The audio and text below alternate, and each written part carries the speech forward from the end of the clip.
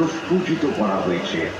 চতুর্থ অংশে দাঁড়িয়ে আছে আমাদের মা, দাঁড়িয়ে আছেন বন্দি দশায়, দাঁড়িয়ে আছেন গারদখানায় অন্ধকারে অসহায় একাকিনী। সন্তানের অবহেলা, অপমান, অত্যাচার আর দীর্ঘ নিঃসঙ্গতাকে মেনে নিয়ে তবু বেঁচে আছেন। ওদের ভালো হোক শুধু এই আশীর্বাদটুকুর জন্য। মা মাকড়সা যেমন সদ্য জাত সন্তানকে নিজের দেহটিকে খাইয়ে দেন, ঠিক তেমনি এই মা। এই মা ক্লান্ত, বিধ্বস্ত, অকৃতজ্ঞ সন্তানের মা তিনি।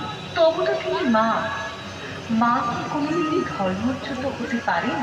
পারেন না, পারেন না কোনোদিন। পারি আমরা, আমরা অকৃতজ্ঞ হতে পারি।